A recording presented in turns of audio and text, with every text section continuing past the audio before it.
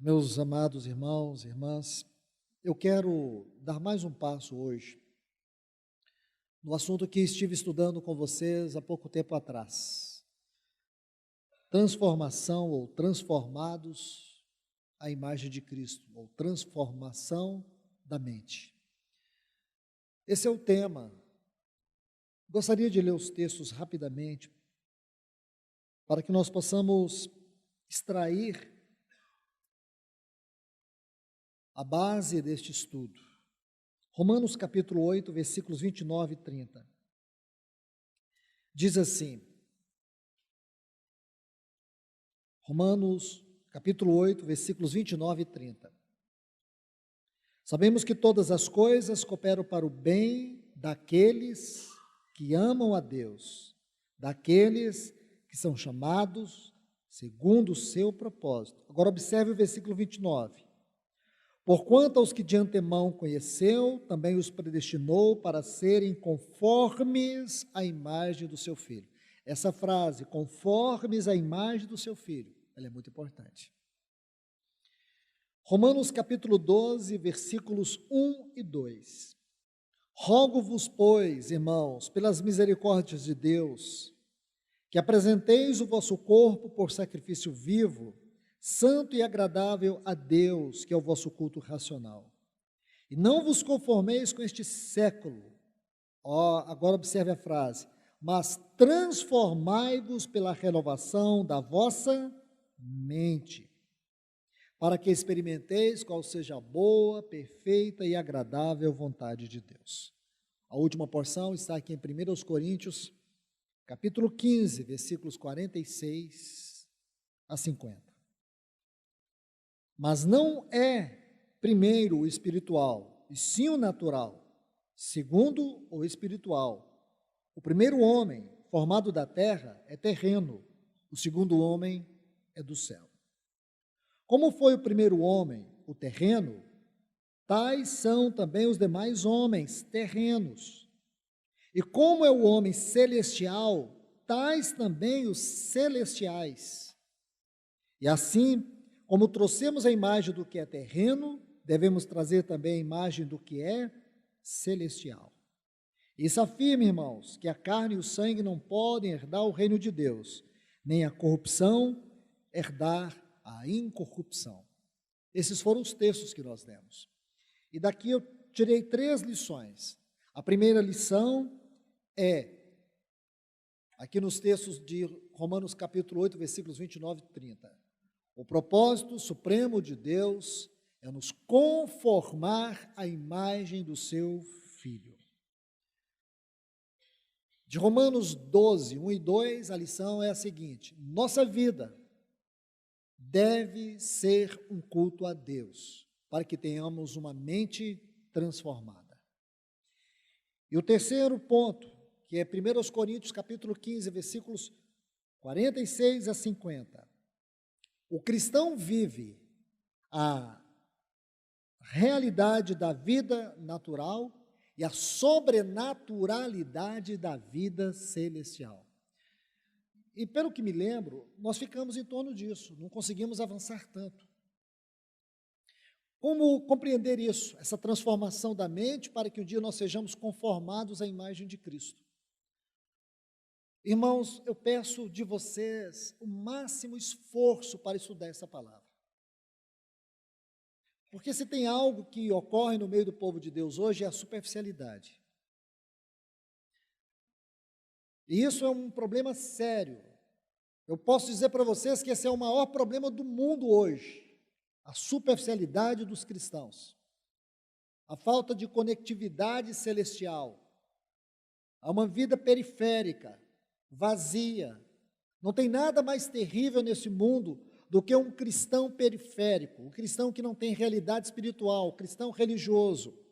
Ele é simplesmente uma vergonha para o Evangelho, porque ele se torna um campo fértil para o plantio de todo tipo de heresia, de conceitos errados, de práticas erradas, uma vida errada. Uma certa feita, irmãos, eu trabalhei num presídio, fazendo um trabalho espiritual com os presos. Você sabe o que mais me surpreendeu no presídio? é que eu só encontrei cristãos lá.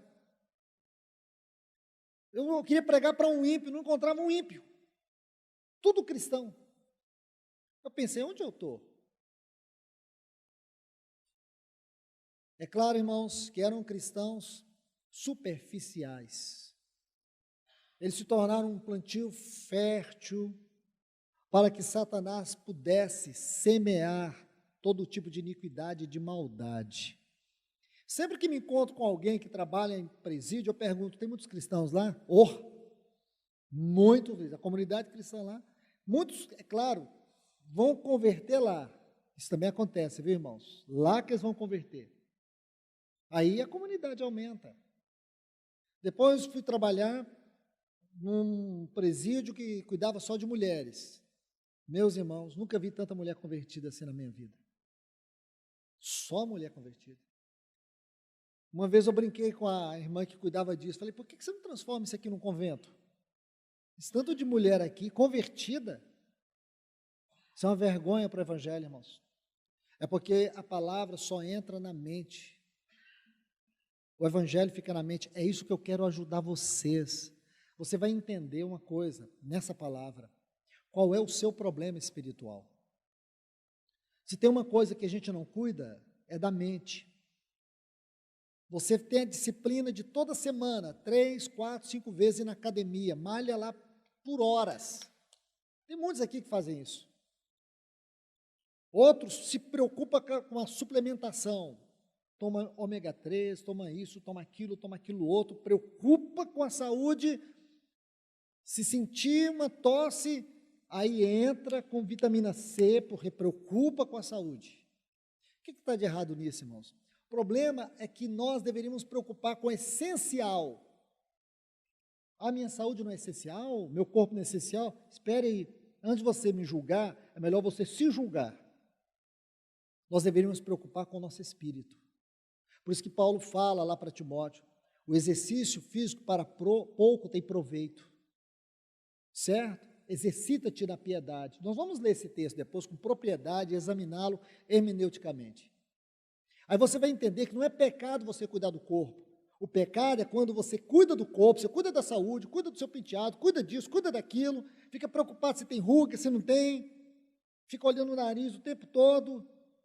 Você entende? E você não preocupa de uma coisa que é importante, que está a sede das suas emoções, mente.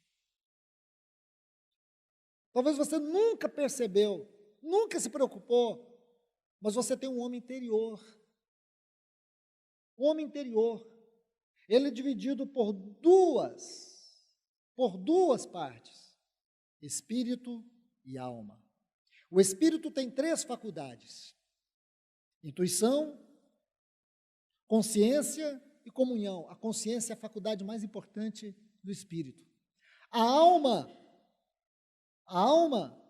ela tem 3 partes também, vontade, mente e emoções.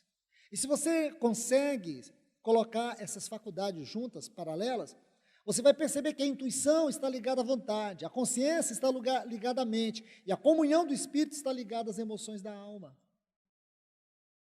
Isso é muito importante. Eu vou tentar lhes mostrar algo aqui que vai te ajudar. Abra sua Bíblia em 2 Coríntios, capítulo 11, versículo 3. Vamos começar a partir daqui, para saber o que aconteceu com a queda, o que aconteceu com o nosso homem interior. 2 Coríntios 11, 3. Paulo diz assim, mas receio que assim como a serpente enganou a Eva com a sua astúcia, assim também seja corrompida a vossa mente e se aparte da simplicidade e pureza devidas a Cristo. Eu li rápido, mas não tem problema não. Nós vamos ler agora com detalhe as partes importantes desse texto. A primeira parte é a expressão astúcia. Ela fala de uma artimanha, fala de uma sabedoria falsa, ilusória. Escute, irmãos, aqui Paulo vai descrever para nós o que aconteceu exatamente quando aquela serpente encontrou Eva em Gênesis 3. Ele vai traduzir para nós. Sabe o que houve? Houve uma astúcia, uma artimanha. uma astúcia, uma artimanha, uma sabedoria. A serpente usou uma sabedoria que ela iludiu a Eva. Eva foi iludida pelo encanto da sabedoria da serpente. Por que é importante entender isso? Porque isso nos dá base para entendermos como nós somos facilmente enganados pelas ilusões malignas, satânicas e mundanas. Observe uma outra palavra, corrompida, corrompida a vossa mente. A palavra aqui é séria. Destruição da mente. Deixa eu te contar. O homem adâmico, Adão e Eva, quando Deus os criou, Deus criou assim: espírito, alma e corpo. O espírito, nessas três faculdades, é aqui, irmãos, preste atenção.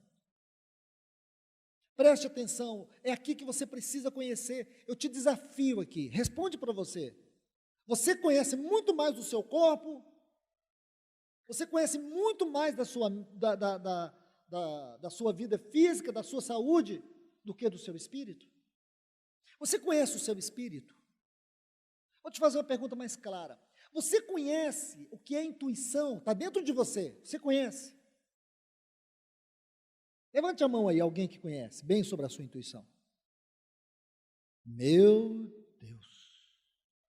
Irmãos, deu vontade de vazar daqui agora. 2 pessoas. Já leram, já estudaram e sabem o que é intuição. Como é que vocês são cristãos? Vocês podiam me ensinar.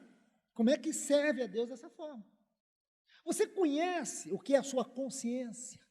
Alguém conhece aqui? Já estudou? Um pouco mais.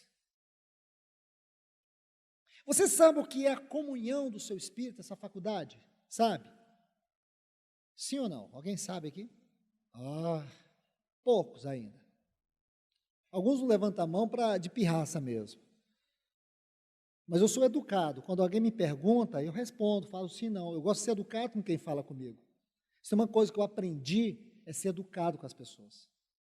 E respeitar quem ministra a palavra. Isso eu carrego desde criança, viu, irmãos? Então, deixa eu dizer uma coisa para vocês. Se vocês não conhecerem, não adianta conhecer só a consciência, não conhecer a intuição e a comunhão. Tem que conhecer os 3, porque elas funcionam juntas. Mas também não me surpreende isso aqui não, irmãos, porque isso aqui é generalizado, não é só vocês não. Isso aqui é generalizado, não é só vocês. Essa é a tragédia da frieza. Alguém aqui está orando para Deus mandar um avivamento? Tem alguém aqui orando? Tem ninguém. Tem umas 3 pessoas. Para de orar para Deus mandar avivamento. Nós estamos precisando de conversão, não é de avivamento. Conversão da mente, libertação da mente. Porque avivamento não é para ficar na periferia das emoções. Avivamento, irmãos, é a verdadeira restauração das faculdades do espírito do homem. Sabe o que é a sua intuição? É na sua intuição que você ouve, percebe, sente a voz de Deus. Você está dizendo para mim, eu não conheço a minha intuição, mas eu vou te provar que ela funciona em você e você não está sabendo. Vou te provar. Alguém aqui já sentiu claramente uma direção, uma voz que te direcionou a alguma coisa e você ainda diz, Deus falou comigo. Alguém aqui já teve isso? Está vendo que vocês conhecem a intuição? Isso é intuição. Isso é intuição. A intuição é a voz de Deus na nossa faculdade, no espírito. Quantas vezes você ia tomar uma direção e de repente você teve um sonho à noite, o sonho foi claro e você não tomou? Muitos de vocês já experimentaram isso. Sabe o que é isso, irmãos? Deus falando na sua intuição. Sabe como chama a intuição do nosso espírito? A voz de Deus. Vocês têm. Vocês estão dizendo que não conhece, talvez você não conhece no sentido literário da palavra, mas vocês conhecem na experiência. Eu ouço muitos irmãos dizer assim, não, porque Deus falou comigo, e fala com naturalidade, como se Deus estivesse do outro lado da porta. Não, porque sabe tal e tal e tal, e Deus falou comigo, e eu te digo, falou mesmo. Falou mesmo, irmã. Quando você muitas vezes diz assim, por isso e por isso, porque Deus falou comigo, falou mesmo, Ele fala, porque você é uma filha, você é filho. É lá na intuição que vai a voz de Deus. Então nunca mais diga que você não conhece a sua intuição, ela está aí, ativa dentro de você. O que você precisa é discernir mais, entender mais o que significa ela. Eu te pergunto, quantas vezes você ia tomar uma decisão, ia fazer algo e você teve um discernimento para não fazer? Muitas vezes, ou não? Quantos aqui já passaram por isso? Todo mundo. Todo mundo. E por quê? Porque você é filho, você nasceu de novo. Veja bem, vou colocar uma base textual. Efésios 2 diz assim, a partir do versículo 1, e vos vivificou. Tem uma versão que diz assim, e vos deu vida. Deu vida em que sentido? Porque nós estávamos mortos. Mortos em que sentido? Mortos no nosso espírito. Então o homem adâmico, ele funcionava perfeitamente com as suas faculdades, espírito e alma. Adão, antes de cair, a sua intuição governava a sua vontade, a consciência governava a mente, a comunhão governava as emoções.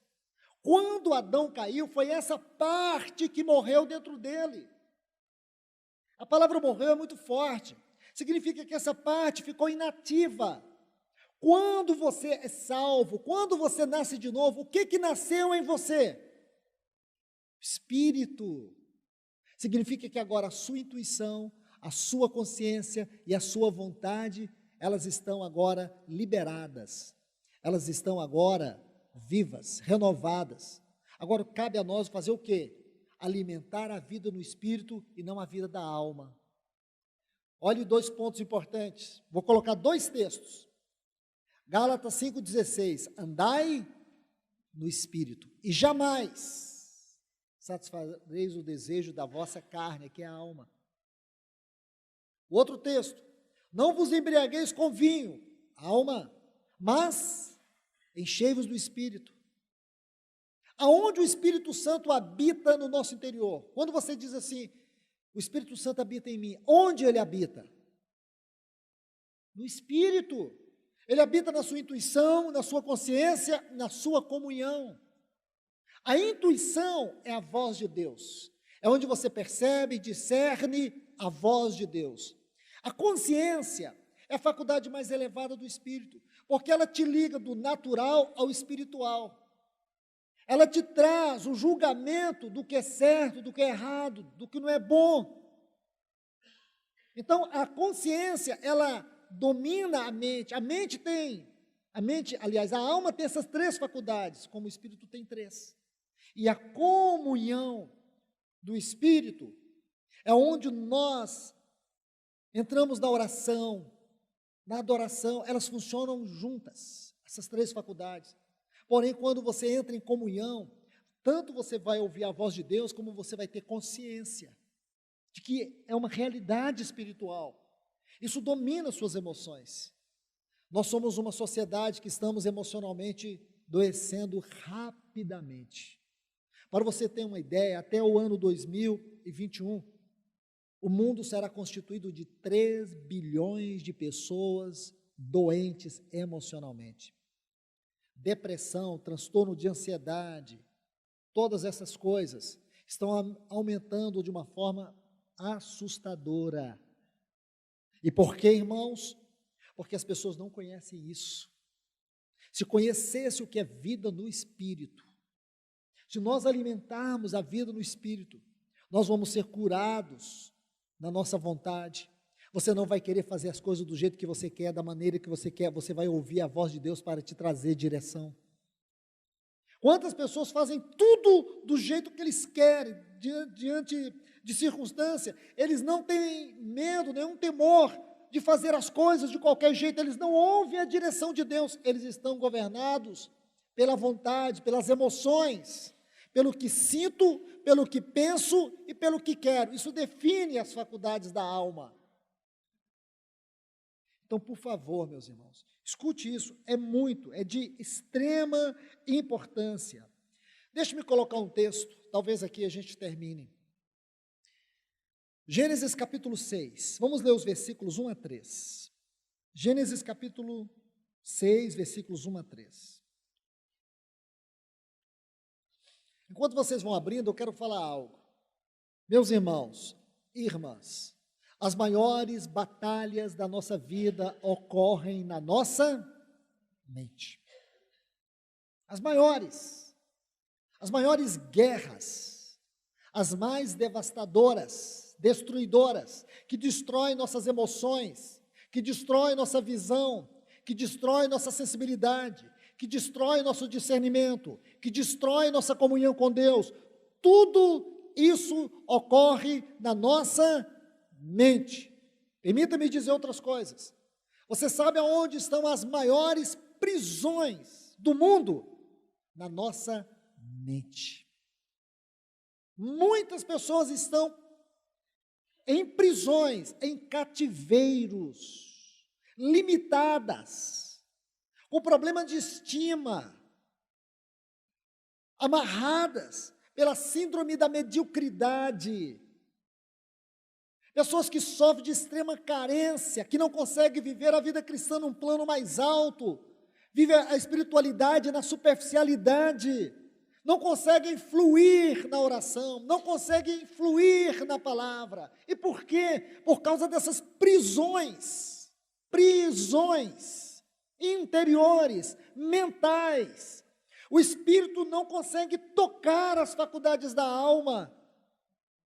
Se nós entendermos isso, eu digo para vocês, se nós entendermos isso, hoje mesmo, neste lugar, ocorrerá uma explosão de milagre na vida de muitas pessoas.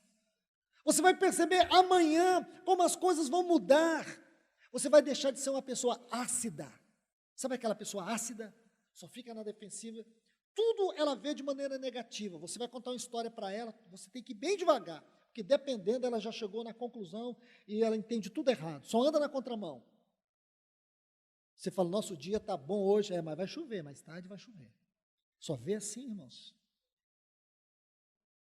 Só vê as coisas de maneira negativa, mente ácida. Nós somos pessoas cheias de feridas, irmãos, cicatrizes. As piores cicatrizes são aquelas que ficam escondidas na nossa alma. Pessoas que intoxicam o ambiente. Você chega na casa dela, o ambiente é pesado. Ela é uma pessoa que sobrecarrega o casamento, sobrecarrega a família. Pessoas que não têm paz interior. Pessoas que só vivem sofrendo por antecipação. Vai viajar amanhã, sabe por que ela não dorme? Porque ela já está vendo o carro sendo esmagado por uma carreta. Sabia que tem pessoas assim, irmãos? Acontece um problema, ela já viu o final, e o final é muito triste. Como uma pessoa pode viver a vida cristã assim? Eu estou falando é para cristãos, não é o mundo. Muitas pessoas aqui têm essas prisões. Essas são algumas prisões que as pessoas têm. Por isso elas ficam tóxicas. Por isso elas ficam ácidas. Aí você e nós começamos a condenar essas pessoas. Nós não sabemos causa, tudo tem uma causa. Quantas mulheres aqui, tiveram dificuldade no relacionamento com seus pais, perderam seus pais, ou seus pais as abandonaram. Eu conheço uma irmã aqui, dentre outras, ela me contou a história o dia que o pai dela foi embora da sua casa. Aí ela me contava assim, naquele dia, eu estava calçada com chinelinha assim, aí eu estava com a roupinha assim, aí eu fiquei na porta e ele foi embora. E eu fiquei olhando para ele. A roupa dele era assim, ele estava assim, e ele foi embora. Eu tinha 7 anos. Aí eu perguntei para ela, qual a roupa que a sua mãe estava? Eu não me lembro. Em 50 anos, ela nunca tinha falado isso para ninguém. A ferida. Uma ferida. Quando você estuda a neurociência e fala do relacionamento fundamental entre o pai e uma filha, irmãos, você começa a entender a dimensão de uma ferida como essa. Aí ela casa, aí o marido fica assim, sua fria, sua geladeira. Você não tem sentimento, você não me ama. Porque o amor do pai, na biologia, na psicologia de uma criança, tende a construir esse lugar da sexualidade na vida dela em relação ao outro. Porque o amor do pai é um amor transformador de caráter e formação de caráter. E Deus nos criou assim. Essa imagem do pai ela é construtiva na vida da filha. Eu tenho encorajado os pais nesse sentido. É muito importante.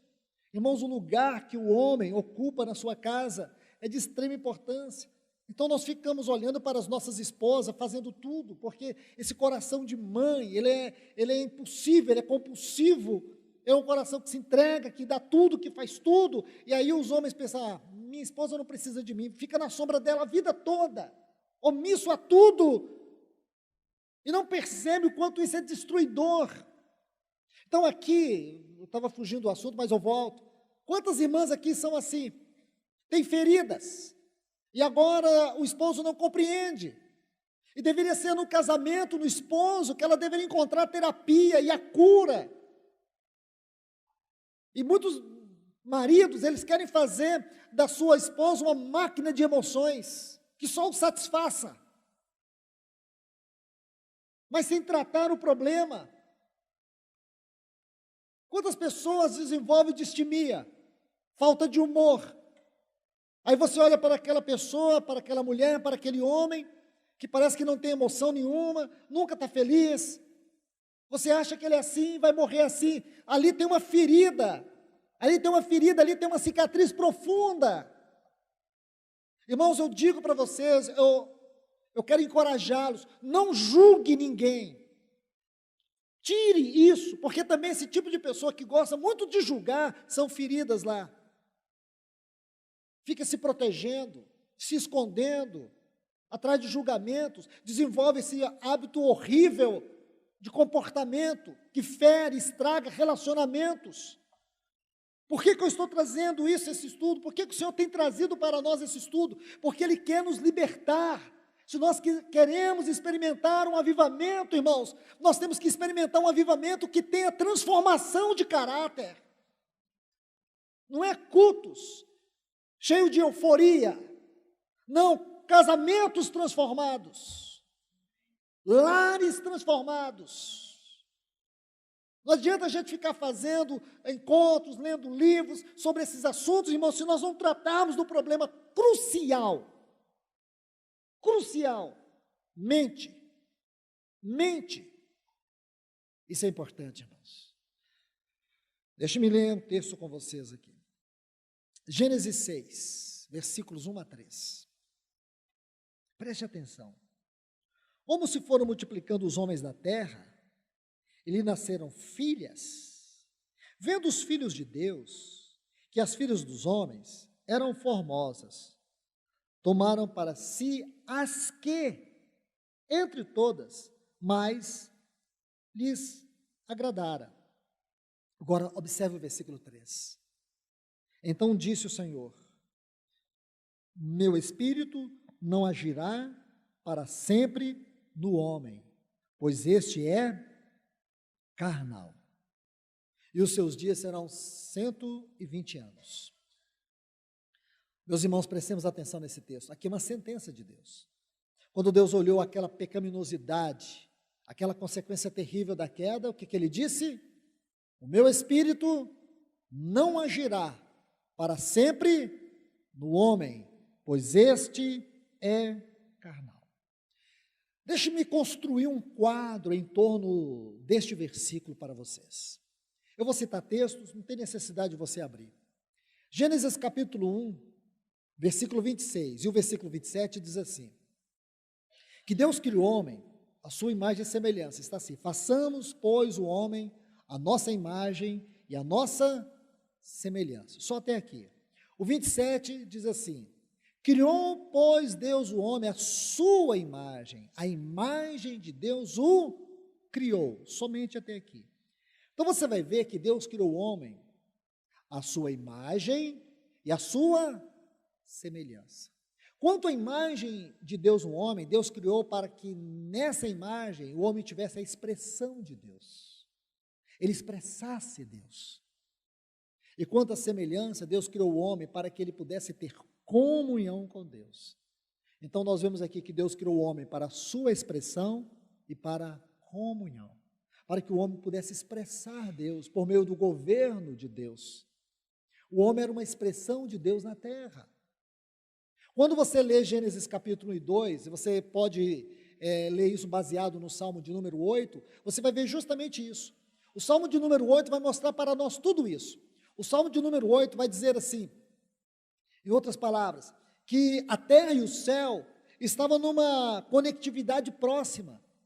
Espiritualmente falando, a terra e o céu, em Gênesis capítulo 1 e 2, eram muito próximas. Havia uma harmonia. A terra refletia o céu, e o céu era um espelho para a terra. Que lindo, irmãos, era aquele ambiente. Era tão lindo que a Bíblia diz que Deus, ele descia no jardim do Éden na virada do dia. E é lindo isso, irmãos, quando você examina esse texto no hebraico, a palavra ali, presença de Deus, é peniim, da onde vem face. A tradução melhor é que a face de Deus percorria todo o jardim do Éden. Que lugar era aquele, irmãos? Aquele era o jardim de Deus na terra. A terra era o jardim de Deus, mas o homem caiu. Quando o homem caiu, ele perdeu a expressão e a comunhão com Deus. Isso é muito importante. Deixe-me ler alguns textos. Gênesis 2,17 diz assim: mas a árvore do conhecimento do bem e do mal não comerás, porque no dia em que dela comeres, certamente morrerás. Esse texto não está fiel em conformidade com o hebraico. No hebraico está assim: morrendo, morrerás. É assim que está no texto hebraico. Morrendo, essa palavra certamente não existe. Certamente não existe. No hebraico está assim: morrendo, morrerás. Esse morrendo é a morte espiritual. E o morrerás é a morte eterna. Então a primeira morte que o homem experimentou foi a espiritual. Por isso que a primeira vida que o homem experimenta é a vida no espírito. Tá certo? É a vida no seu espírito. A sua faculdade agora flui. Intuição, consciência e comunhão. É aqui que vem a vida. É aqui que o espírito vai habitar. É aqui que a palavra fala. E os efeitos da obra de Deus no nosso espírito vai refletir na nossa vontade, na nossa mente, nas nossas emoções. Mas deixe-me colocar outros textos que eu preciso falar algo muito sério. Observe bem, Gênesis capítulo 3, versículo 8, que é o texto que eu acabei de citar. Diz assim: quando ouviram a voz de Deus que andava, essa palavra andava, no jardim pela viração do dia, essa palavra andava, que é peniim. Vou colocar outras traduções. A tradução brasileira, essa tradução foi revisada por Rui Barbosa, irmãos. Tradução muito bonita, muito linda, muito importante. Diz assim: ouviram o ruído de Deus Jeová, que passeava pelo jardim. Uma outra versão, a versão corrigida, está assim: e ouviram a voz do Senhor, que passeava pelo jardim. E a Bíblia King James, que é uma versão muito importante, ela foi traduzida por Tyndale, depois traduzida para o inglês, do inglês para o português. Ela diz assim: eles ouviram os passos de Jeová, que caminhava pelo jardim. Por que eu leio tudo isso, irmãos? Não seria melhor ler só uma versão, só para nos dar um quadro? O que era aquela comunhão que Adão tinha com Deus?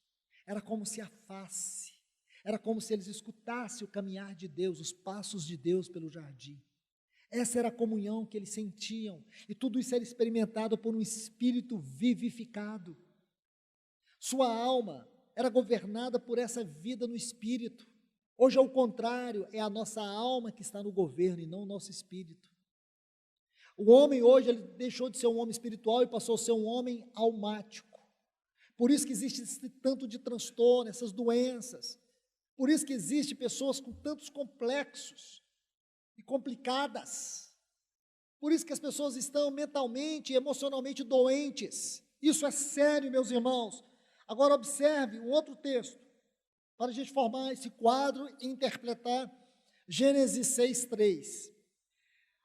Gênesis 3:24, é a última porção desse quadro que eu quero ler. Escute.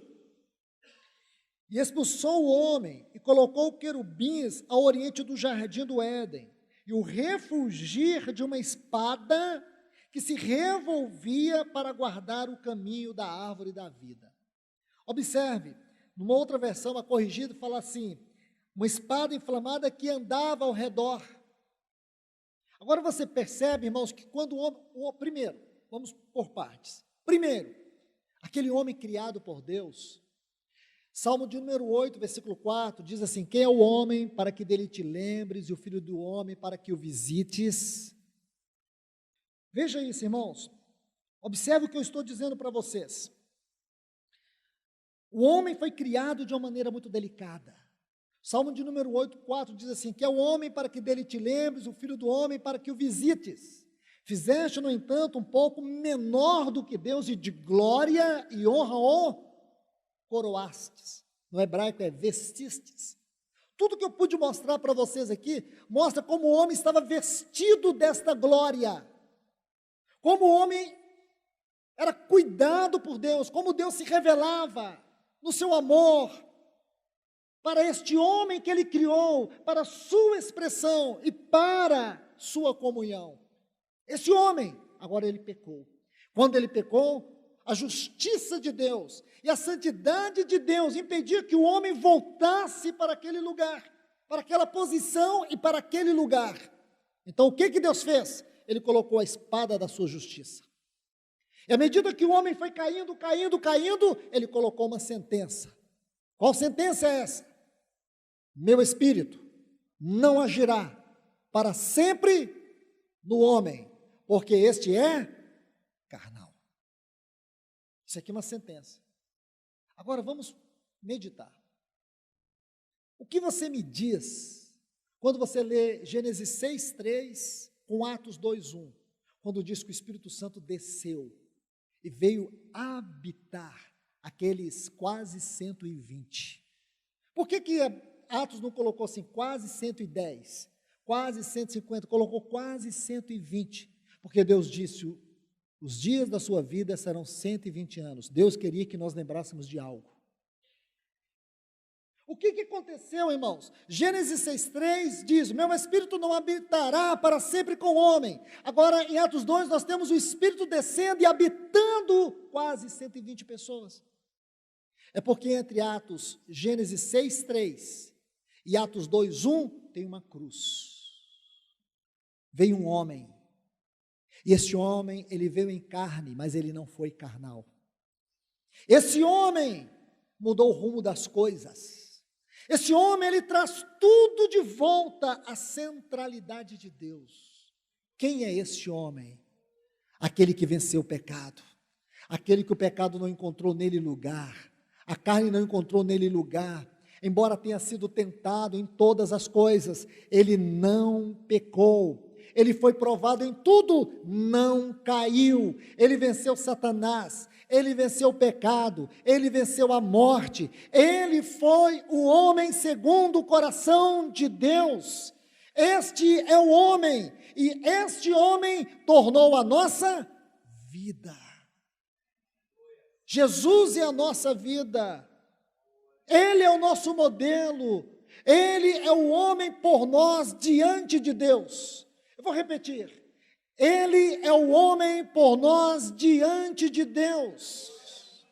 Se ele é este homem, Paulo diz, não sou eu quem vivo. Gálatas, capítulo 2, versículo 20. Não sou eu quem vivo, Cristo vive em mim. Gálatas 1,16. Deus Aprove Deus revelar seu Filho em mim, não é para mim, é em mim. Sabe o que significa isso? Dentro de nós existe uma revelação de Cristo. É pouco isso, irmãos? É pouco isso? Não é pouco, irmãos. Não é uma revelação para mim, é uma revelação dentro de mim. Colossenses 3, Paulo diz assim: Cristo é a vossa vida. Em Filipenses 1, 21, o que ele vai dizer? 1, 20, aliás, que Cristo é a sua vida. Cristo é a nossa vida, irmãos. Onde está o grande problema? Paulo vai responder, nós vamos estudar isso mais à frente, é que nós não sabemos o que é estar em Cristo, participar da sua vida, tê-lo como nossa vida. Isso tem que ser experimentado no nosso espírito. Se você deixar a alma te dominar, você não tem anelos para orar, para ler a palavra. Você vai ter só busca pelo mundo, pelas coisas do mundo. Meu irmão, minha irmã, eu te peço no nome de Jesus, tenha a humildade nessa manhã de colocar sua vida na balança. E você vai perceber o que te domina mais, os anelos da carne, os anelos do mundo ou os anelos espirituais. Porque se for os anelos do mundo, alguma coisa está errada, algo errado. Eu quero te dizer isso, se são os anelos, se você coloca a sua vida na balança e você vê, eu sou muito fraco na oração, eu tenho dificuldade com vida devocional, eu tenho dificuldade de relacionar com Deus na sua palavra, meu irmão, minha irmã, o seu espírito está definhando, é tudo que Satanás quer. Se nós não aprendemos este caminho, nós nunca seremos uma igreja avivada. Permita-me voltar a Romanos 12. Rogo-vos, pois, irmãos, pelas compaixões de Deus, que apresenteis os vossos corpos como culto, como sacrifício vivo, santo e agradável a Deus, que é o vosso culto com entendimento. Aí ele diz assim: e não vos conformeis com este mundo. Quer dizer, nossa vida só pode ser um culto a Deus se nós não entrarmos na forma, no modelo do mundo. Para quê? É propósito essa frase. Experimenteis qual seja boa, perfeita e agradável vontade de Deus. Como nós vamos experimentar a perfeita, boa e agradável vontade de Deus se não ouvirmos a sua voz, a nossa intuição? A minha intuição não consegue fluir. E por que minha intuição não consegue fluir?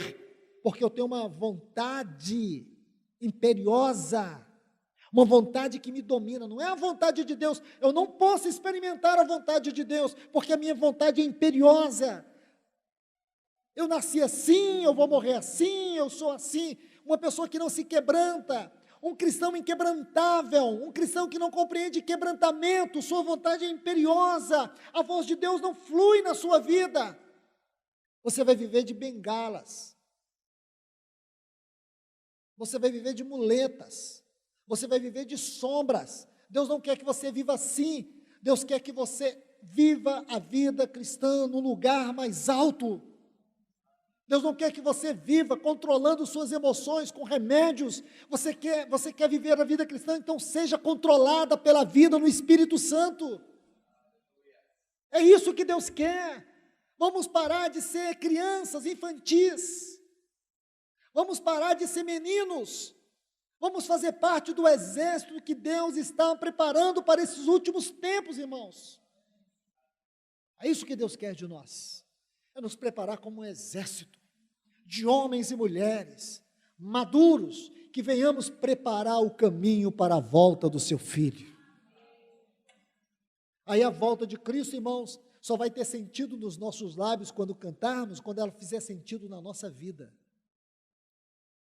Esse é o chamado de Deus nessa hora. Então, meus irmãos, aqui quero terminar. Quando o Senhor permitir, nós retornaremos a este tema tão importante, irmãos, tão libertador. Um tema que nós precisamos com urgência debruçar diante dele e estudar. Porque é urgente isso aqui, irmãos. É urgente. digo para vocês, nada me consome mais do que refletir sobre esse assunto. E vendo a urgência e a sensação de que estamos tão atrasados em estudá-lo. Porque aqui está a causa de muitos males espirituais, de muita fraqueza, de muita doença espiritual e emocional, de muitos fracassos, de muitas quedas, porque as pessoas não entendem as suas faculdades interiores, porque as pessoas não compreendem o que é o espírito e alma, não compreender o que é intuição, o que é a consciência, o que é a nossa comunhão. Nós precisamos, irmãos, urgentemente, que o Senhor venha com veemência na sua palavra e nos liberte, nos cure, que Ele faça uma poderosa obra na nossa vida aqui nesta manhã. Vamos orar. Amado Deus, querido Pai, Senhor, nós te pedimos em nome de Jesus, mais uma vez, tenha misericórdia de nós.